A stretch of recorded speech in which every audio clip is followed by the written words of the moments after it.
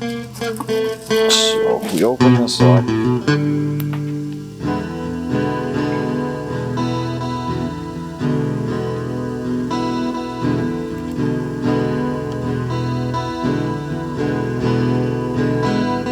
hi, I'm Rob. Welcome to the channel.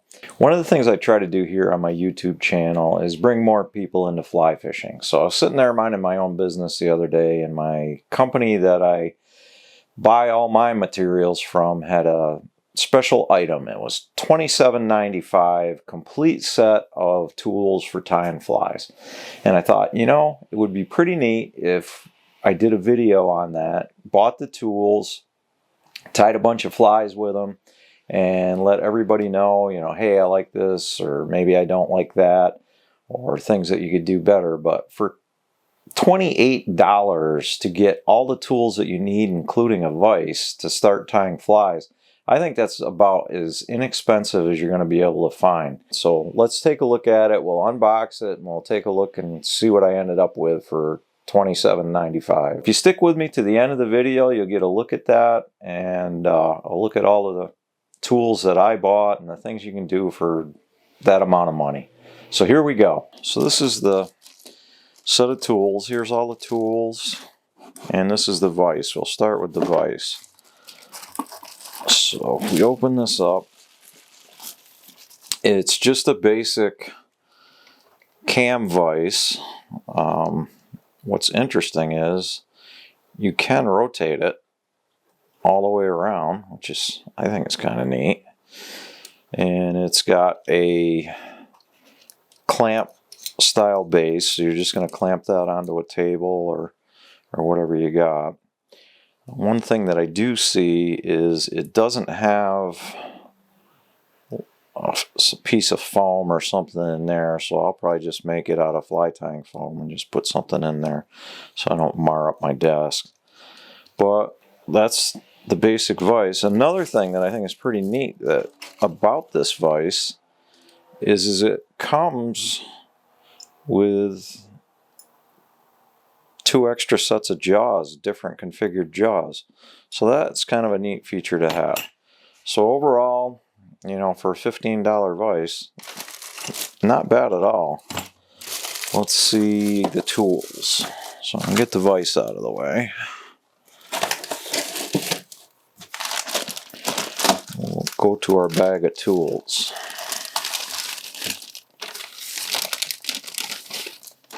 Alright. So probably the most important tool be these scissors. And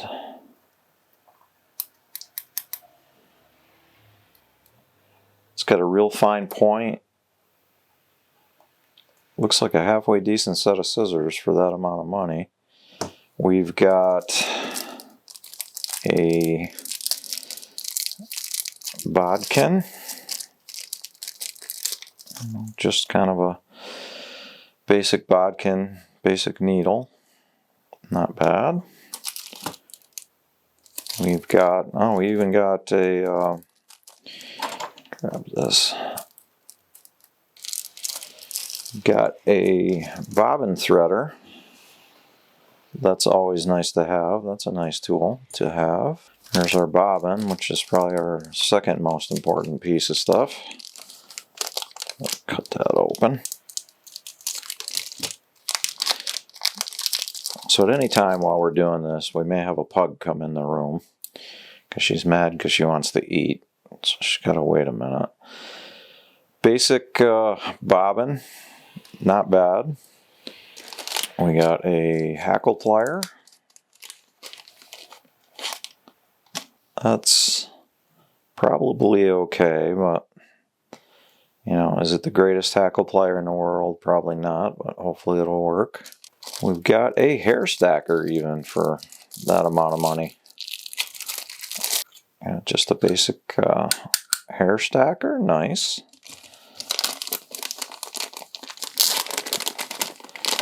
And last but not least, got a whip finisher. This is a style that I'm not really the biggest fan of, but I will get to it and make it work. But overall, that's a complete set of tools, really. And to get the vise and extra jaws and all of that, that's a pretty good bargain. So we'll tie a few flies on it and show you some video of that and see how things progress.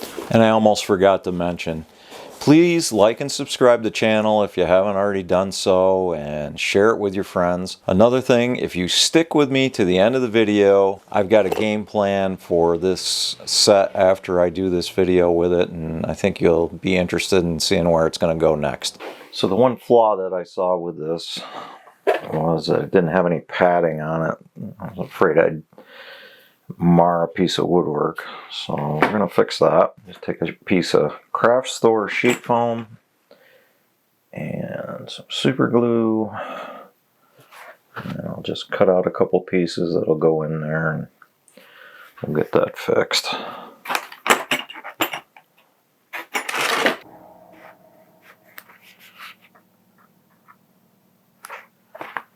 That'll be enough.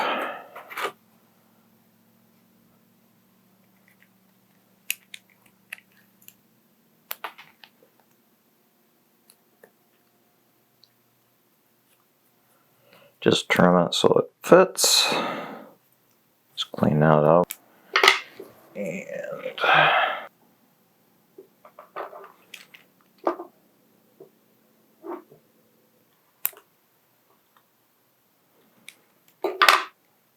do the thing for the screw part. I'm just going to let that dry and trim everything up. We'll get tying some flies.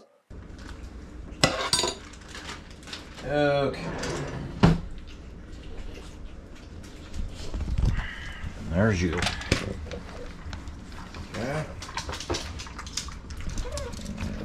And there's you.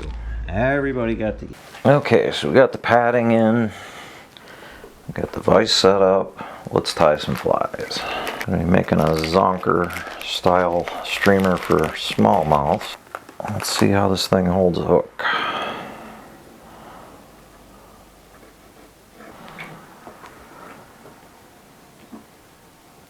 Okay, that seems good. Get the bobbin set up. I gotta build up the smallmouth inventory, so this is a good opportunity to try this equipment out. Got that. Just start cranking out some flies and see how this stuff feels. Bobbin doesn't feel too bad. Scissors are okay.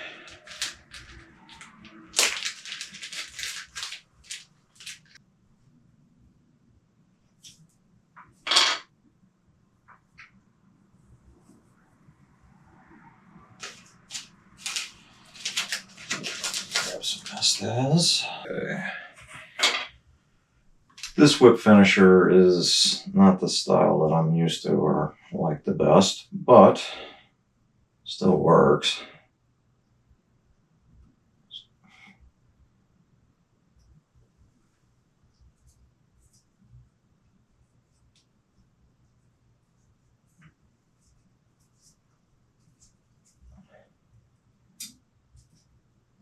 Well, like I said, I'm not used to it.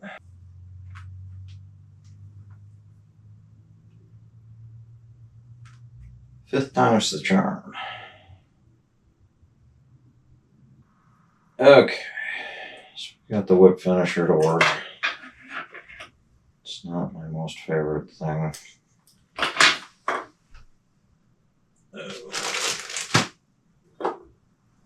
But vise wise, got a fly tied.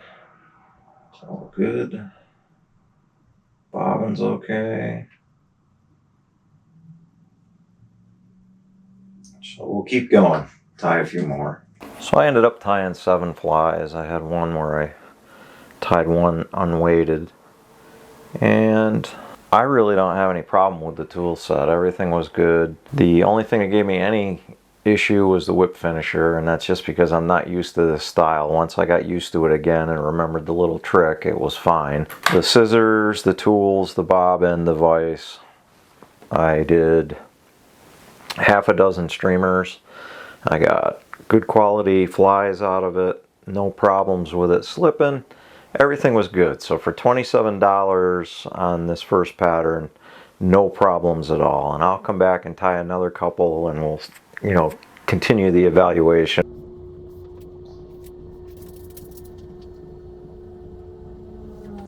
Okay, we're back tying with the $30 tools and putting together a streamer that I came up with for smallmouths actually, but it turns out that trout really like it too. And it's made with trilobal fiber. It's got a lot of flash in the water, and man, the smallmouths were just killing it this year. So I'm going to tie up a bunch of those, and again with the inexpensive tools. Just did a whip finish with the whip finisher, so I'm getting used to using that, and it's all going good once I find a hook.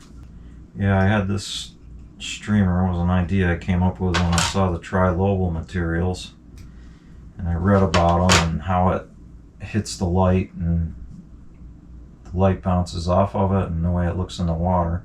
So I thought it was really cool, and I ended up coming up with 2 patterns, and boy, they both really worked well this past season and the year before too.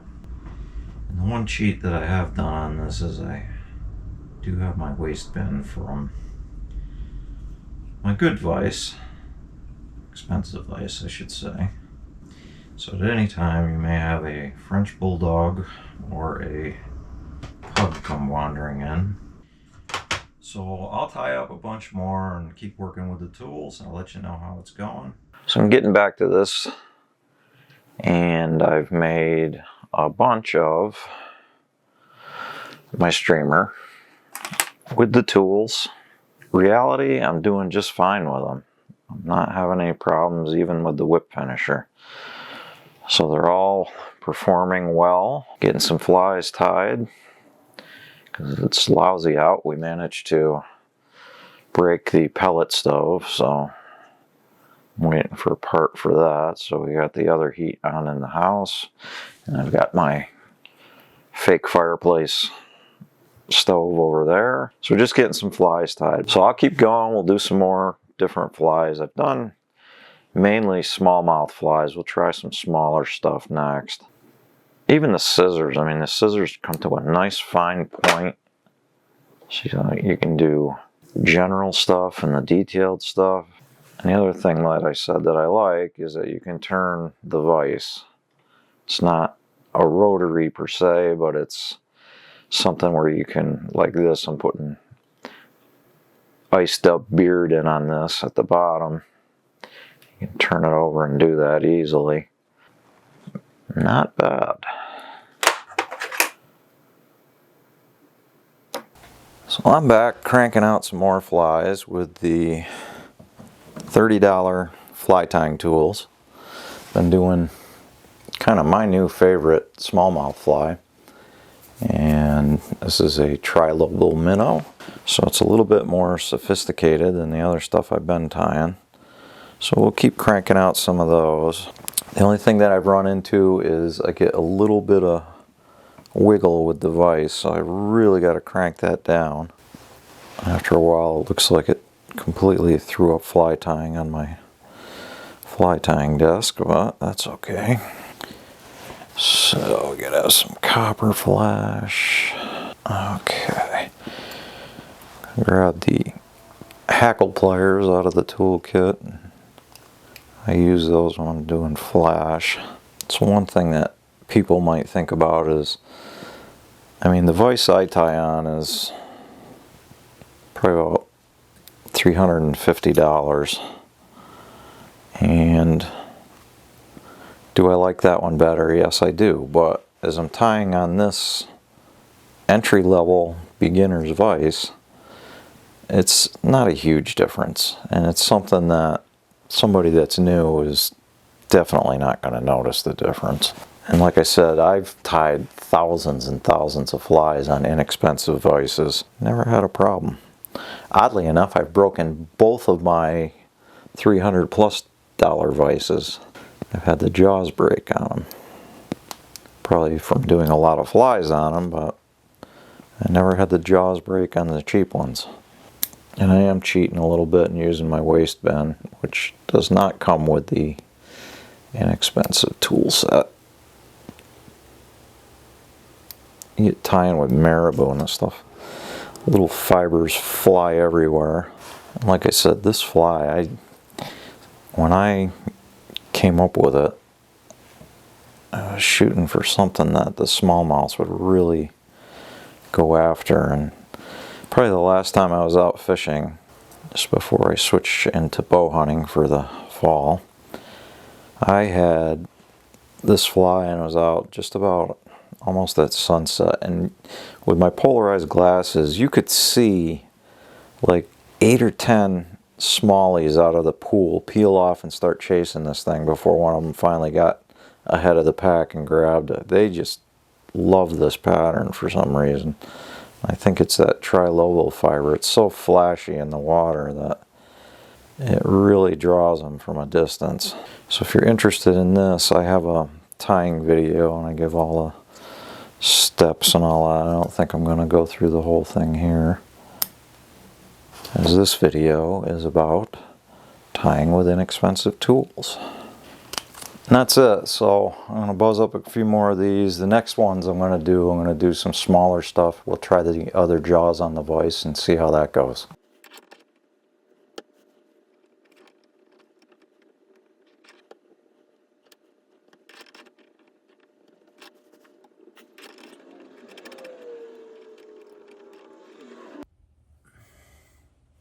Okay, so like I mentioned, this vise comes with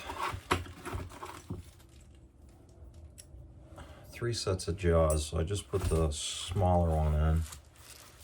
Let's see how it does with trout hooks. I've got some stuff out to tie wet flies. So I got a number 14 hook in there. Get all the junk out of my way and we'll give it a try. So I'll keep going. I'll let you know how I did with the small trout flies, and we'll move on and we'll try to give an overall view and wrap this whole thing up. Okay, so to wrap this up, I tied plenty of flies with this gear to tell you that I don't think there's any problem with this. I think a beginner would be served very well by this. I paid $28 for it. So there's a vise that's rotary with 3 sets of jaws. There's the other 2 sets of jaws with the vise. Had no problem with it. Oh, we got a special guest. Here comes the pug. Finny, what are you doing, bud? Okay, you don't want to be on TV? And as far as the tools go, I used all the tools. We've got a hair stacker, whip finisher, bodkin, bobbin, hackle pliers, and even a decent bobbin threader. And I was really impressed with the scissors for the price. The scissors have a real sharp point. They're a pretty decent pair of scissors that is inexpensive apparently. So out of all that gear, I had no problem with it, and I think it'd be really good for a beginner. I think a beginner would have no problem with any of it, and you could tie thousands of flies, because like I said in the beginning, the pug is moving the camera stand. I've tied thousands of flies on inexpensive vises and inexpensive tools, and it's no big deal. If you're looking to get into fly fishing and fly tying, I think this is a great way to start. So the other thing that I wanted to mention is that all of these tools, the whole set of tools, what I'm going to do with them is I am going to donate them to the Project Healing Waters.